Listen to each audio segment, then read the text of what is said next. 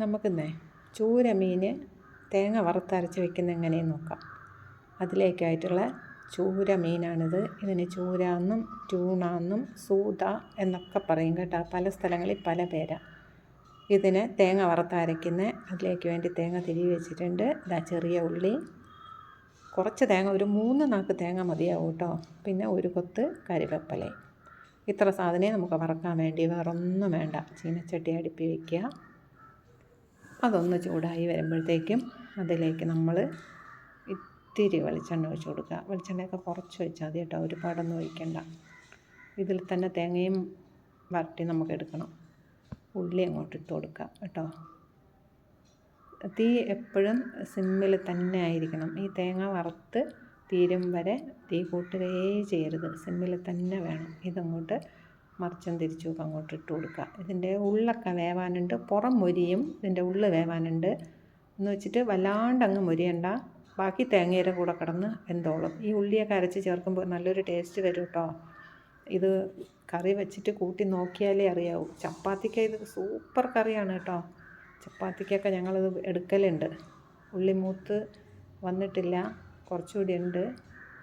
ഇതും പോരാ, കുറച്ചും കൂടെ ഇനിയുണ്ട്. ഇതിൻ്റെ ഉള്ള് പച്ചക്കിരിക്കും. അപ്പം പുറം കണ്ടാൽ പുറം ഒക്കെയാണ്, പക്ഷെ അകത്ത് ലേശം ഒന്ന് വാടാനുണ്ട്.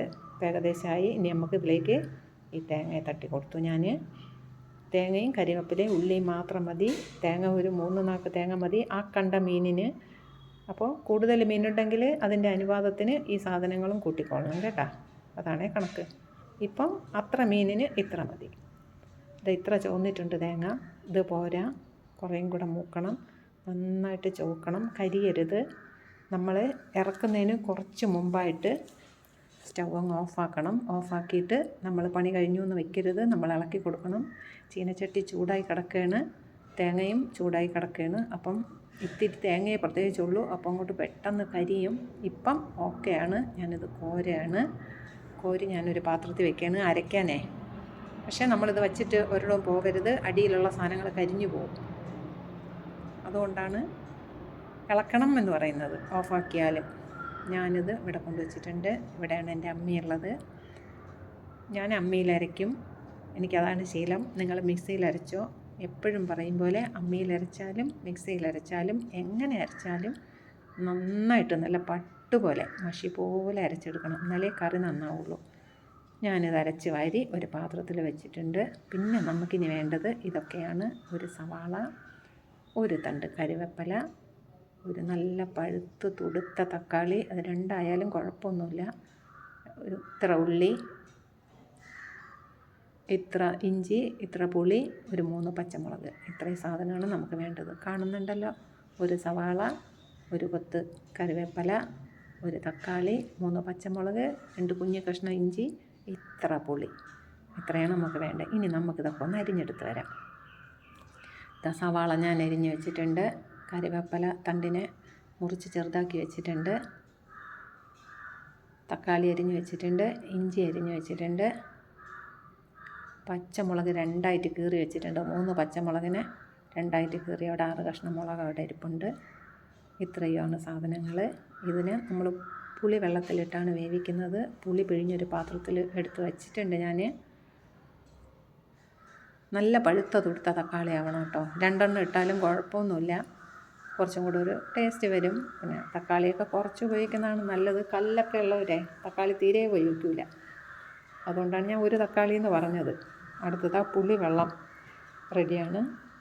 ഈ പുളി വെള്ളവും ഈ അരിഞ്ഞു വച്ചിരിക്കുന്ന ഈ സാധനങ്ങളും ഒരുമിച്ചിട്ടാണ് നമ്മൾ വേവിച്ചെടുക്കുകയാണ്. ചില ആൾക്കാരിത് വഴറ്റിയെടുക്കും. ഞാനിത് വഴറ്റാൻ പറയില്ല, കാരണം നല്ല കൊളസ്ട്രോൾ നല്ലോണം വരും. അതുകൊണ്ട് നമുക്കിത് വേവിച്ചെടുക്കാം. വേവിച്ചെടുത്താലും ടേസ്റ്റാണ്. ഞാനിത് ചട്ടി അടുപ്പിൽ വെച്ച് കഴിഞ്ഞു. എപ്പോഴും മീൻ വയ്ക്കാൻ മൺചട്ടിയാണ് നല്ലത്.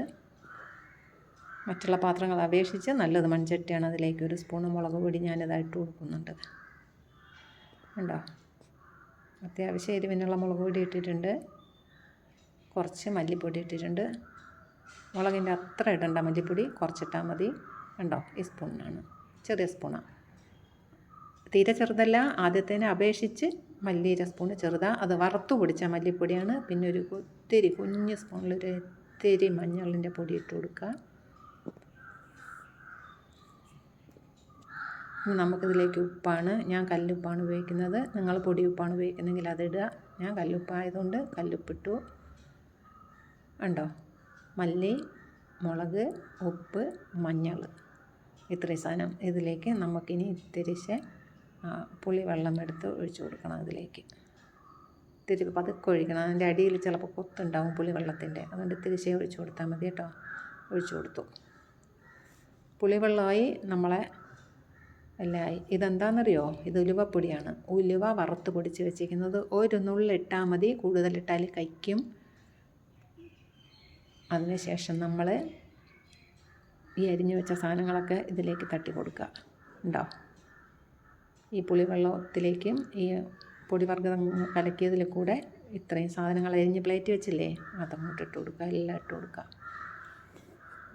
വീണ്ടും പറയാണ്, ഉലുവപ്പൊടി ഒരു നുള്ളേ പാടുള്ളൂ. ടേസ്റ്റും കിട്ടും, ഉലുവ നല്ലതുമാണ്. എന്നിട്ട് നമ്മൾ സ്പൂണിട്ട് ഇങ്ങനെ ഇളക്കി കൊടുക്കുക. കണ്ടോ, ആവശ്യത്തിന് കളറുണ്ട്. കണ്ടോ, വെള്ളം ഈ കട്ടിയിലെ മതി. നല്ല നിറവും നല്ല ചന്തമൊക്കെ ഉണ്ട്. കണ്ടോ, നല്ലൊരു ഭംഗിയില്ലേ കാണാൻ? ഇതിലും ഭംഗിയാണ് കേട്ടോ. ആയി വരുമ്പോൾ ഇനി നമ്മളിതിനെ മൂടി വച്ചിട്ട് തിളപ്പിക്കുക. മീനിട്ടിട്ടില്ല. ഇത് ഒന്ന് തിളച്ച് ഒന്നൊരു അരവേവൊക്കെ ആകുമ്പോഴത്തേക്കും നമുക്ക് മീനിട്ടാൽ മതിയാവും. നമുക്ക് തുറന്ന് നോക്കാം. കണ്ടോ, നല്ല ഭംഗിയില്ലേ കാണാനൊക്കെ? അതുപോലെ തന്നെയാണ് കേട്ടോ ടേസ്റ്റും.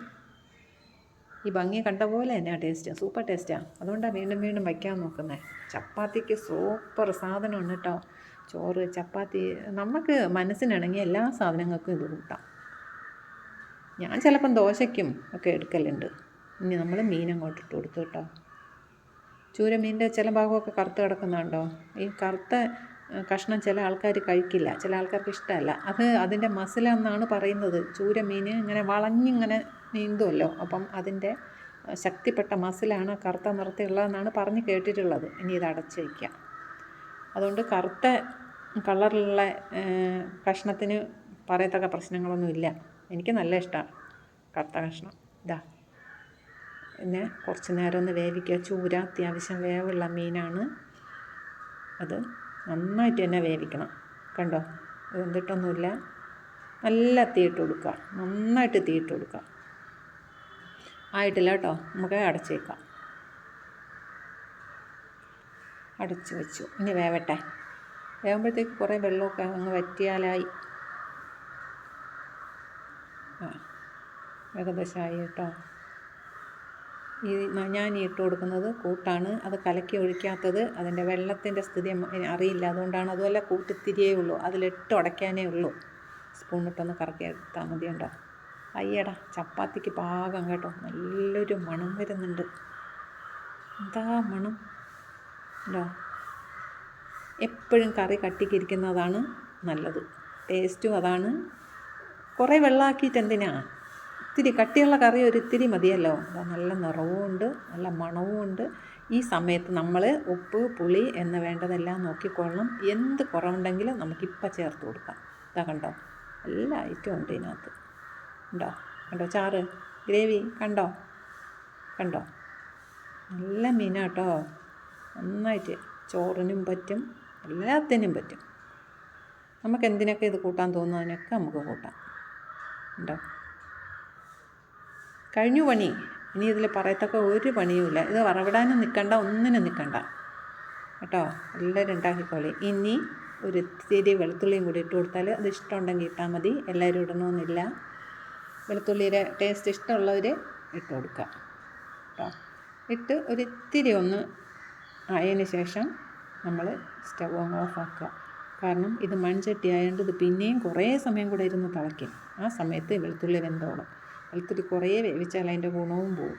ഇതിലെ വെളുത്തുള്ളി കഷ്ണം എടുത്ത് കഴിച്ചാൽ പോലും ഈ മീനിൻ്റെ ടേസ്റ്റ് അതിനെ ഉണ്ടാവുക. ആ ഇഞ്ചിയുടെയും എല്ലാത്തിൻ്റെയും കൂടെ ടേസ്റ്റ് ആ വെളുത്തുള്ളിയിൽ പിടിച്ചിട്ട് നല്ല സൂപ്പർ ടേസ്റ്റ് ആയിരിക്കും.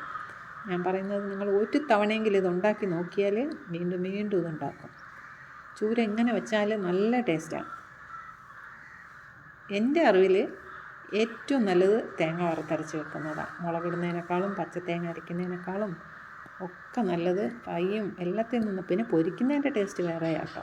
ഇതുണ്ടോ വെളുത്തുള്ളി ഇതാ കിടക്കുന്നുണ്ട്, എല്ലാം ഉണ്ട് ഇതിൽ. ഇഞ്ചി, പച്ചമുളക്, തക്കാളി, ഉള്ളി, എന്തൊക്കെയുണ്ടോ എല്ലാം ഇടേണ്ട എല്ലാ സാധനവും ഇട്ടിട്ടുണ്ട്.